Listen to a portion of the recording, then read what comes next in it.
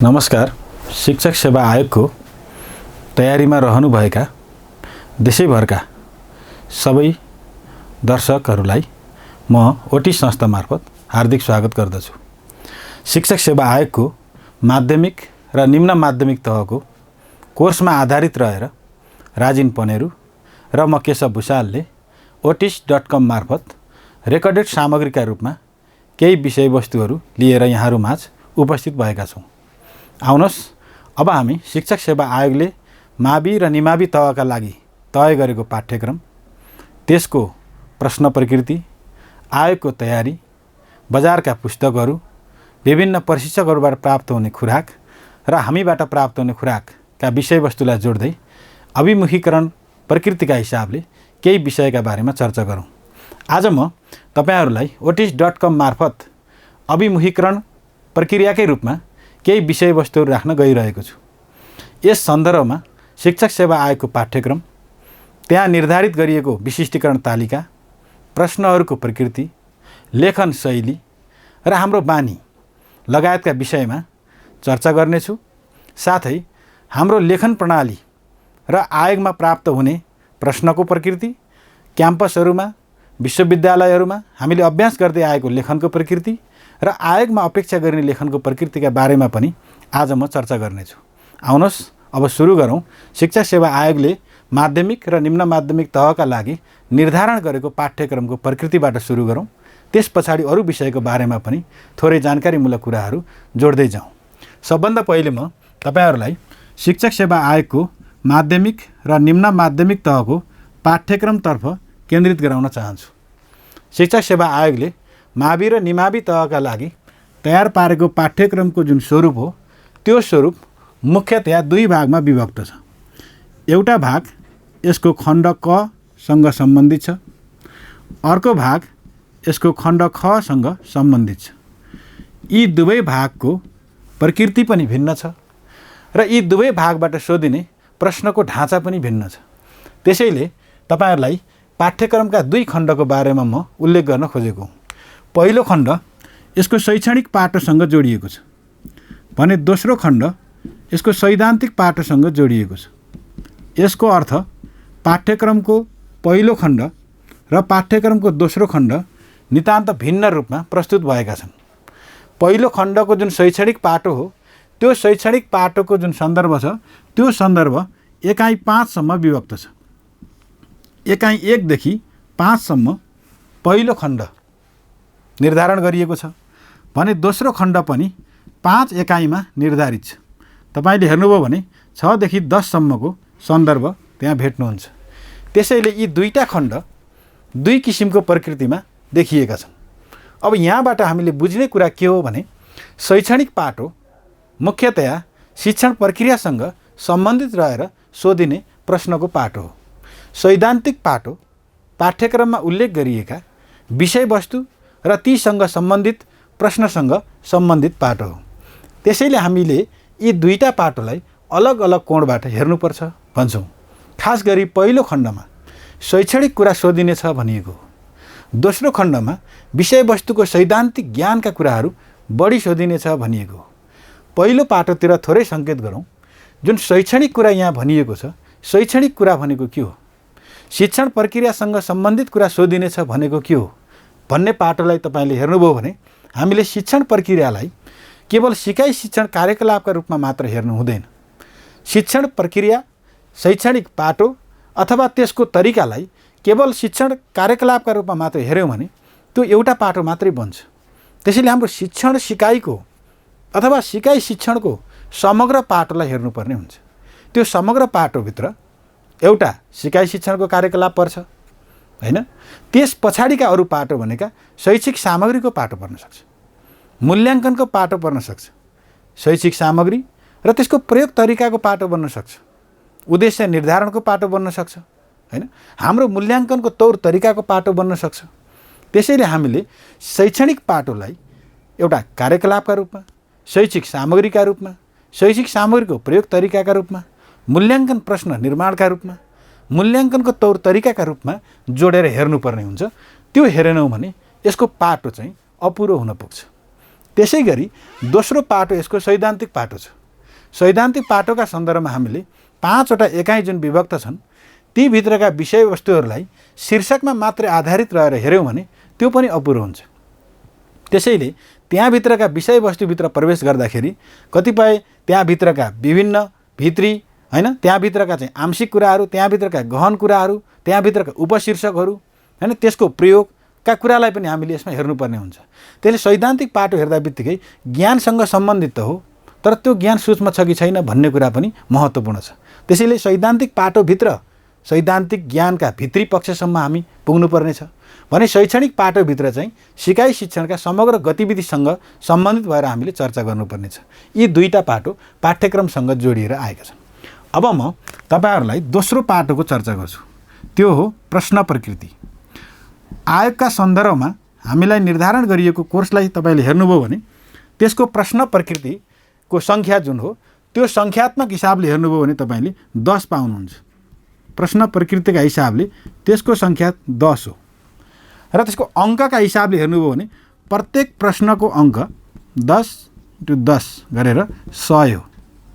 त्यसैले यहाँबाट के बुझिन्छ भन्नुहुन्छ भने हाम्रो प्रश्न प्रकृति संख्यात्मक हिसाबले 10 मा देखिन्छ भने अङ्कका हिसाबले त्यो 100 मा देखिन्छ। अब यसको निर्धारण गरिएको केसँग सम्बन्धित गरेर निर्धारण छ भन्दा हाम्रो यो कोर्ससँग सम्बन्धित गरेर यसलाई निर्धारण गरिएको छ। त्यो भनेको खण्ड कबाट सोधिने जुन प्रश्न हो त्यसको अङ्क 50 हो। खण्ड खबाट सोधिने जुन अङ्क हो त्यसको अङ्क 50 हो। त्यसकारण 50-50 नम्बरको अङ्क विभाजन कोर्सबाट निर्धारित छ र त्यसैका आधारमा प्रश्नको संख्या निर्धारण हुन पुगेको छ। यो आधारबाट हामीले हेर्यौँ भने 100 पूर्णाङ्कको सन्दर्भमा अघिल्लो खण्डबाट प्रश्न कति आउने भयो 10 र पछिल्लो अघिल्लोबाट 5 र पछिल्लोबाट 5 जम्मा 10 वटा प्रश्नको संख्या देखिने भयो। त्यो आधारबाट हेर्दाखेरि हामीले प्रत्येक एकाइबाट अथवा प्रत्येक तपाईको अध्यायबाट तपाईलाई सोधिने प्रश्न भनेको 1 हो। प्रत्येक एकाइबाट सोधिने जुन 1 प्रश्न हो त्यो प्रश्नका लागि विभिन्न उपशीर्षकका विषयवस्तुहरू त्यहाँ उल्लेख छ। ती विषयवस्तुको सूक्ष्म ज्ञान बिना एउटा प्रश्नको सहज उत्तर दिन असम्भव हुन्छ।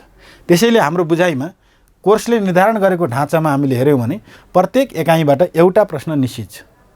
त्यो बुझेर 10 वटा एकाइ हैन 10 वटा अध्याय 10 वटा पाठबाट हामीलाई 10 वटा प्रश्न सोधिन्छन् भने 100 पूर्णाङ्कको सन्दर्भ मावि र निमाविका सन्दर्भमा जोडिएको छ र यो प्रश्न प्रकृति दुवैसँग मिल्दो छ।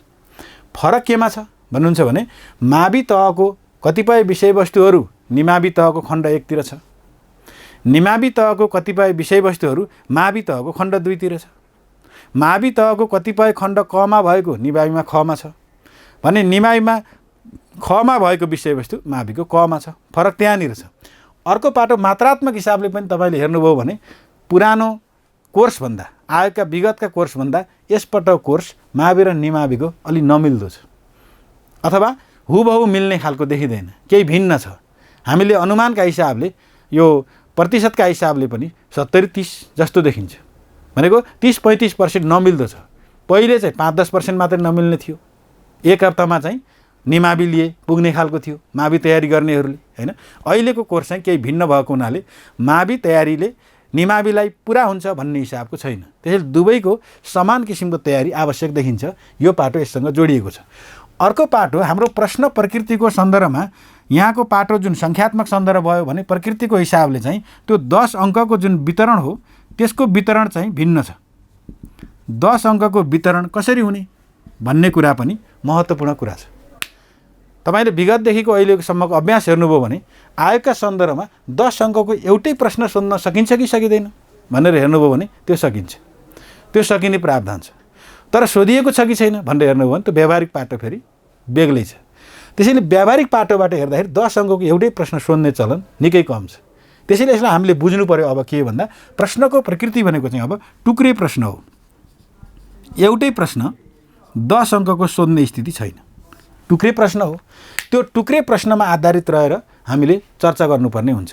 त्यो टुक्रे प्रश्न भनेको अब एउटा प्रश्नभित्र विभिन्न प्रश्नहरू उपप्रश्नहरू रहन्छन् भनेको हो।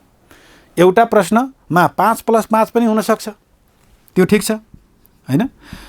अर्को चाहिँ 2.5 प्लस 2.5 प्लस 5 पनि हुनसक्छ, त्यो अर्को पाटो छ। अर्को पाटो 3 + 2 प्लस 2 + 3 पनि हुनसक्छ, त्यो अर्को पाटो छ। अब कतिसम्मको टुक्रा हुने भन्ने कुरा हामी एक अङ्कको टुक्रासम्म पुगेको अभ्यास खासै पाउँदैनौँ। त्यसले एक अङ्कको प्रश्न सोध्छ भन्ने हिसाबले हामीले सोच्नु उपयुक्त छैन। हामीले कम्तीमा 2 अङ्कबाट विस्तार गर्दै गएर 5 अङ्कसम्मलाई सोच्नु बढी व्यावहारिक हुन्छ। त्यो कोणबाट हेर्नुभयो भने तपाईँले 2 अङ्कदेखि 5 अङ्कसम्मका टुक्रा हाम्रो हुन्छन्। अब लेखाइ कसरी गर्ने हो? 2 अङ्कका लागि कति लेख्ने हो? 3 अङ्कका लागि कति लेख्ने हो? 5 अङ्कका लागि कति लेख्ने हो? जानेको कुरालाई 2 अङ्कको सोधे पनि 1 पेज लेख्ने, 2 पेज लेख्ने। नआउने कुरालाई चाहिँ फेरि 5 अङ्कको सोधे पनि 2 लाइन लेख्ने। यो असन्तुलन हाम्रो सीमागत असन्तुलन हो। यसले आयोगका सन्दर्भमा केही समस्या सिर्जना अवश्य गर्छ। त्यसको समाधानका लागि पनि हामीले लेखनको तरिकाको बारेमा पनि otis.com मार्फत चर्चा गर्नेछौँ। यो सम्बन्धमा मैले यो कुरा राखेँ। अब अर्को सन्दर्भ के हो भन्नुहुन्छ भने सामग्रीगत सन्दर्भ हो। अब सामग्रीगत सन्दर्भ हेर्नुभयो भने तपाईँले बजारमा दर्जनौँ सामग्रीहरू पाउनुहुन्छ। मलाई लाग्छ तपाईँले ब्याचलर पढ्दाखेरि, तपाईँले मास्टर लेभल पढ्दाखेरि विभिन्न किसिमका सामग्रीहरू जुटाउनु भएको छ, पढ्नु भएको छ। तपाईँको घरमा सामग्रीको कमी छ जस्तो लाग्दैन। तर ती सामग्रीको खोजी गर्ने, कुन सामग्रीमा के छ भन्ने कुराको खोजी गर्ने कुरा महत्त्वपूर्ण कुरा छ। चाहे भाषा शिक्षणको कुरा होस्, चाहे साहित्यको कुरा होस्, चाहे छन्द रस अलङ्कारको कुरा होस्, चाहे लिपिको कुरा होस्, या त तपाईँको अनिवार्य नेपालीभित्र पढेका विभिन्न व्याकरणिक कोटिहरूका कुरा हुन्।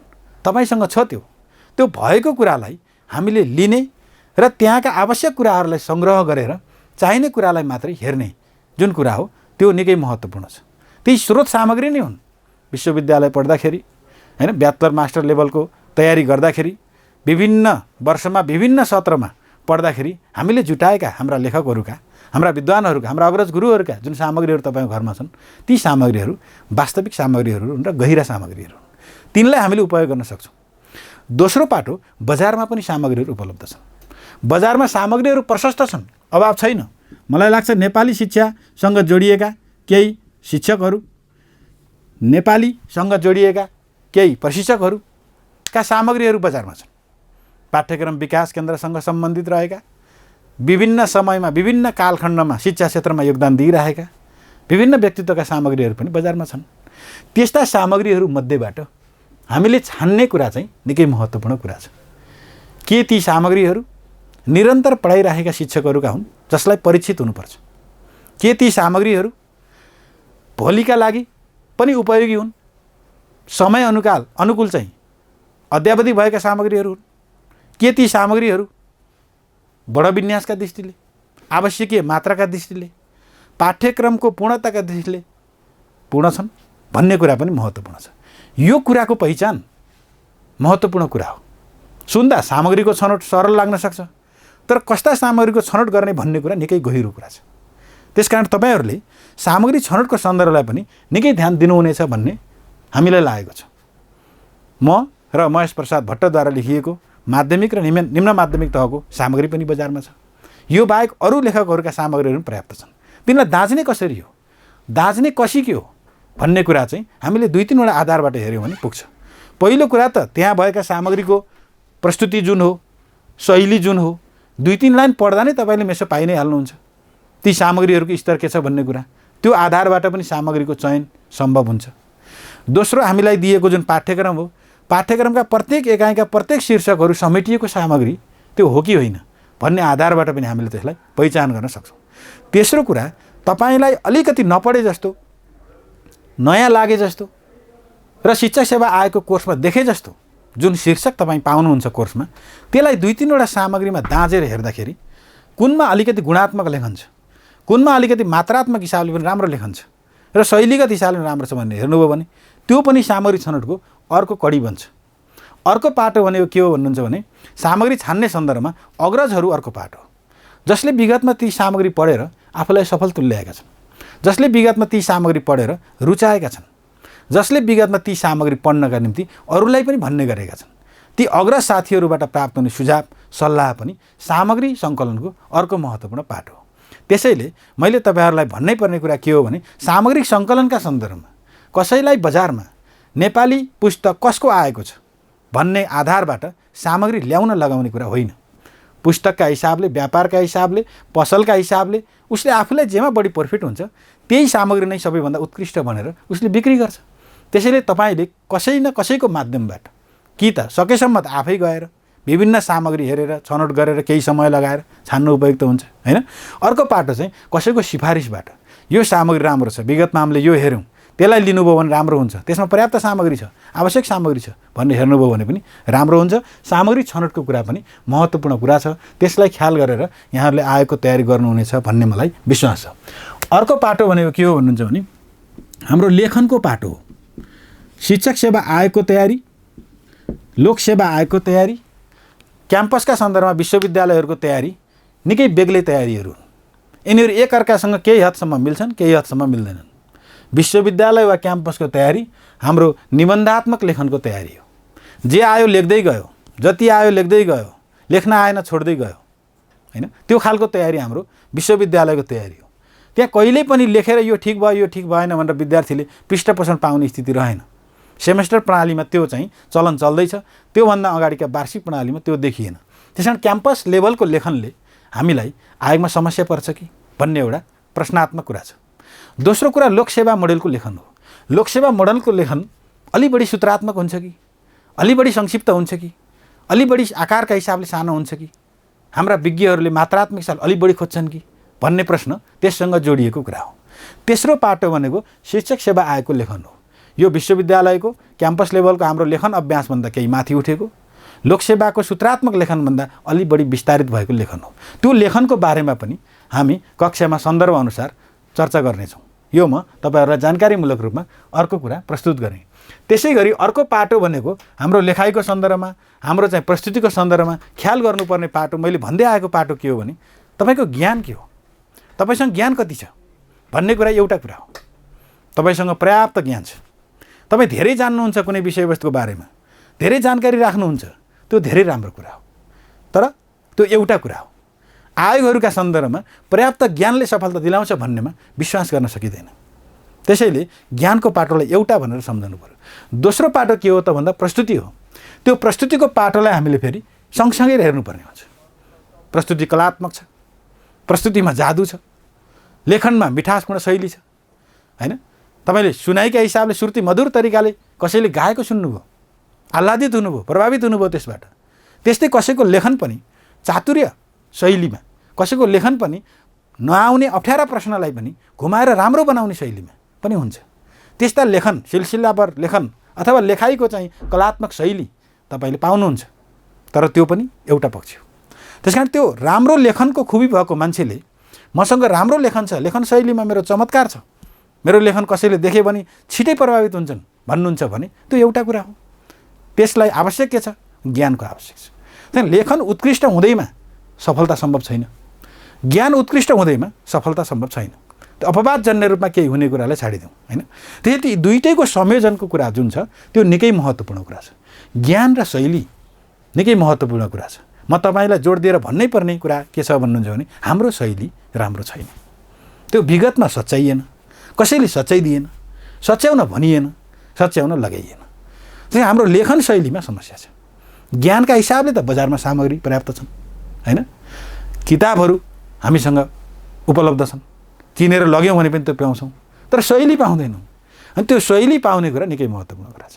त्यसैले यस संस्था मार्फत हामीले सोचेको अर्को पाटो के हो भने तपाईँका लेखनलाई बेला बेलामा परीक्षा लिएर परिष्कार गरेर सुझाव दिन सक्यौँ भने अझ राम्रो कुरा हुनेछ। समयअनुसार संस्था र हामी सहजकर्ता द्वयको समझदारीमा समय समयमा तपाईँहरूसँग प्रत्यक्ष अनलाइनमा भेट हुन पायौँ भने र तपाईँका जिज्ञासा हामीले समाधान गर्न पायौँ भने हामीलाई पनि केही खुसीको अनुभूति हुनेछ। त्यसैले तपाईँको तयारी पुगिसकेपछिको तपाईँको केही जिज्ञासा, आवश्यकताका कुराहरूलाई हामीले संस्था मार्फत अनलाइनका माध्यमबाट तपाईँहरूबिच उपस्थित भएर क्रिया अन्तर्क्रिया गर्न पायौँ भने त्यो राम्रो हुनेछ भन्ने ठानेका छौँ। त्यसैले त्यो दिशामा पनि तपाईँहरूले ध्यान दिनुपर्छ भन्ने लागेको छ। त्यतातिर पनि हामी जाने सोचमा छौँ। अर्को पाटो धेरैले धेरै सामग्रीहरू पढ भन्छन् हैन, धेरै सामग्रीहरू पढ, ज्ञान धेरै ग्रहण गर भन्छन्। तर म त्यो भन्ने पक्षमा छैन। आवश्यक सामग्री थोरै मात्रामा मात्रै पढौँ। कक्षामा यहाँ तपाईँलाई रेकर्डेड रूपमा उपलब्ध गराइने सामग्रीहरूलाई गहिरो गरी हेरौँ। तपाईले पढ्ने कुराहरूको खुराक त हामी दिन्छौँ। त्यो हामीले दिएको खुराकबाट बेग्लै खालको नयाँ ज्ञान तपाईले सामग्रीमा टिप्नुभयो, पाउनुभयो, भेट्टाउनुभयो भने त्यो चिज तपाईले टिपोट गर्न सक्नुहुन्छ। त्यसैले बजारमा भएका दर्जनौँ सामग्रीहरू सबै पढेर हामीले ज्ञान लिने कुरा पनि समयका हिसाबले अलिक गाह्रो छ। त्यसैले आयोगमुखी कुरा भनेको परीक्षामुखी कुरा हो। हामीले धेरै पढौँ तर चाहिने कुरा तोकिएको अङ्कमा लेखौँ, त्योभन्दा बढी लेख्न थाल्यौँ भने फेरि अर्को समस्या सिर्जना हुन्छ। त्यसैले म तपाईँहरूलाई चाहिने कुरा थोरै मात्रामा, जति तोकेको छ अङ्क त्यसको मात्रामा, सिलसिलाबद्ध रूपमा, मिठासपूर्ण शैलीमा, लेखनमा अरूको भन्दा भिन्न लेखन शैलीमा प्रस्तुत गऱ्यौँ भने सफलता त्यहाँबाट मिल्छ। त्यसैले ज्ञान चाहिँ धेरै प्राप्त नगरौँ, ज्ञान चाहिँ आवश्यक मात्रै प्राप्त गरौँ। त्यो भयो भने हाम्रो स्मरणका हिसाबले पनि हैन, हाम्रो लेखाइको अभ्यासको शैलीका हिसाबले पनि र हामीलाई चाहिने हिसाबले पनि उपयुक्त हुन्छ भन्ने लाग्छ। त्यसैले धेरै ज्ञान प्राप्त गर्नुभन्दा पनि आवश्यक ज्ञान प्राप्त गर्ने कुरा, महत्त्वपूर्ण कुरा नछुट्याउने कुरा मुख्य कुरा छ र त्यसलाई शैलीमा रूपान्तरण गरेर हाम्रो आफ्नो शैली, आफ्नो तरिकामा त्यसलाई प्रस्तुत गर्नुपर्ने कुरा अर्को महत्त्वपूर्ण कुरा छ। यी सन्दर्भको चर्चा पनि हामीले रेकर्डेड सामग्रीहरूमा प्रसङ्गवश आउँदाखेरि उल्लेख गर्नेछौँ भन्ने लागेको छ। त्यसै गरी अर्को पाटो भनेको चाहिँ यो माहौलको पाटो। माहौलको पाटो भनेको अहिले बजारमा विभिन्न किसिमको संस्थाहरूको उद्देश्य, विभिन्न सन्दर्भमा राखिएका प्रचारहरू, विभिन्न सन्दर्भका विज्ञापनहरू तपाईँ हेर्नुहुन्छ। तयारी गरेको र नगरेको कुरालाई तपाईँले अलिकति राम्रोसँग हेर्नुभयो भने केही न केही फरक त अवश्य पर्छ। हिजोको अवस्था आज छैन र आजको अवस्था भोलि रहने छैन। मैले यो जोडेको किन हो भने हिजो कुनै समय यस्तो थियो, शिक्षक सेवा आयोगको तयारी गर्ने मान्छेहरूले संस्था मार्फत कक्षा नलिकन पनि हैन नाम निकाल्न सफल भएको समय थियो। सोधिएका 10वटा प्रश्नमा एउटा दुईटा प्रश्न छोडे पनि नाम निकाल्न सकेको समय थियो। तर अहिले एउटा दुईटा प्रश्न छोड्दा बित्तिकै आएको नतिजा पनि त्यही छोडिदिएको महसुस गर्नुपर्ने बेला भएको छ। प्रतिस्पर्धा बढेको छ, संस्थाहरू बजारमा धेरै छन् तर राम्रा संस्थाहरूको कमी अझै पनि छ। प्रशिक्षकहरू बजारमा धेरै छन् तर चाहिने कुराहरू दिने र नचाहिने कुराहरू छाडिदिने प्रशिक्षकहरूको सङ्ख्या अझै पनि कमी हुनसक्छ। यो कुराले हाम्रो सफलतालाई पनि निरन्तर र नियमित रूपमा अगाडि बढाउनका निम्ति सहयोग गर्छ। हामीसँग केही अनुभवहरू छन् विगतका, झन्डै 1 दशक भएको छ हामीले शिक्षक सेवा आयोगको कोर्स हेर्दै गरेको, शिक्षक सेवा आयोगका पुस्तकहरू बजारमा ल्याउँदै गरेको र शिक्षक सेवा आयोगका कक्षाहरू पढाउँदै गरेको 1 दशक लगभग पुरा हुन थालेको छ। त्यसैले अनुभवका हिसाबले पनि हामीले विगतको प्रश्नको प्रकृति, विगतको कोर्सको प्रकृति र विगतमा सफलता प्राप्त गरेका विद्यार्थीहरूको अनुभवको प्रकृतिलाई हामीले नजिकबाट निहाल्दै आएका छौँ। त्यो हिसाबले पनि तपाईँलाई रेकर्डेड सामग्रीहरूमा हामीले आवश्यक कुराभन्दा बढी नदिने गरी र चाहिने कुराभन्दा कम नगर्ने गरी हामीले कक्षामा प्रस्तुत गर्ने कुरा चाहिँ जोड्नेछौँ। अर्को पाटो तपाईँलाई मैले जोड्दै थिएँ, त्यो माहौलको सन्दर्भमा बजारको प्रतिस्पर्धाको जुन कुरा हो त्यो कुरा के छ भन्नुहुन्छ भने अहिले संस्था मार्फत तयारी गर्नेहरू, पुस्तक किनेर घरमै बसेर तयारी गर्नेहरू, एकपटकका लागि अनुभव लिउँ न त भनेर तयारी गर्नेहरू, यस्ता विभिन्न खालका तहगत स्थानहरू छन्, तहगत प्रकृतिहरू छन्। हाम्रो प्रतिस्पर्धा पहिलोपटक अभ्यास लिउँ भन्नेसँग होइन।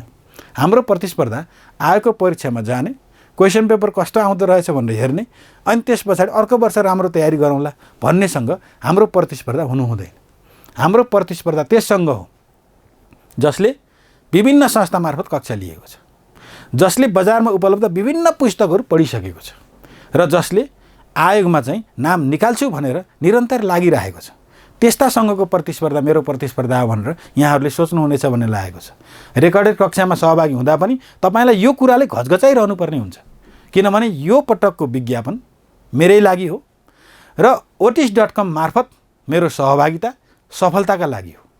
यसका लागि सहजकर्ता सरहरूले यो भूमिकामा हामीलाई, यो सफलतामा हामीलाई आवश्यक खुराक प्रदान गर्ने क्रममा हामीलाई सघाउनु हुनेछ, कन्जुसाइ गर्नुहुने छैन।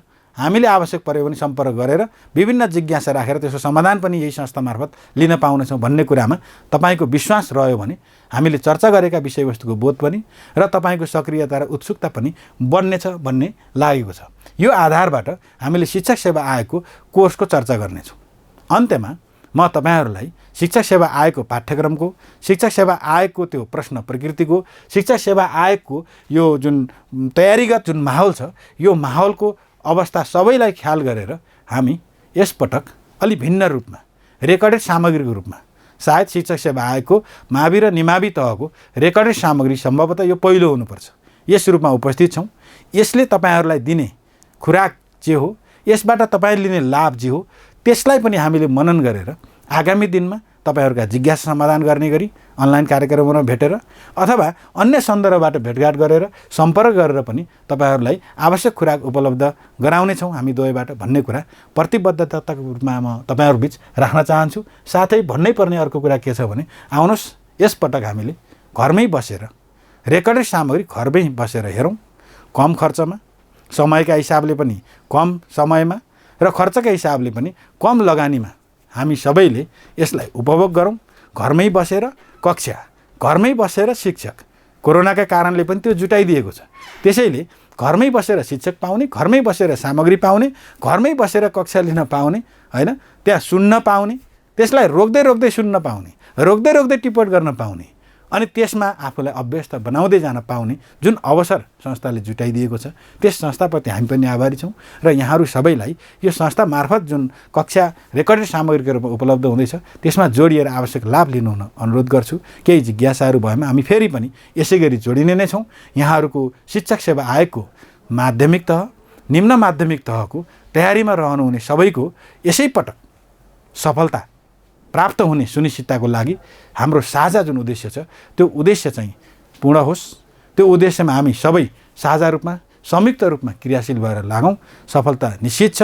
आजैदेखि अहिलेदेखि नै हामी जोडिएर कक्षा लिने सन्दर्भ र कक्षाबाट प्राप्त हुने खुराकलाई राम्रोसँग प्रस्तुत गर्ने सन्दर्भमा क्रियाशील हुँदै जाउँ। सफलता निश्चित छ, सकिन्छ, सम्भव छ। त्यसैले जुटौं, हैन, सक्रियता बढाउँ, सामग्री सङ्कलन गरौँ, पढौँ, लेखौँ, देखाउँ, आवश्यकता अनुसार क्रियाशील हुँदै हामी क्रिया अन्तर्क्रिया हामी सँगसँगै जोडिँदै जाउँ। संस्थागत हिसाबले पनि राम्रो किसिमको पहिचान संस्थाले बनाउन सकोस्। सहजकर्ताका हिसाबले पनि हामी सहजकर्तालाई तपाईहरुलाई आवश्यक खुराक दिन सकौं।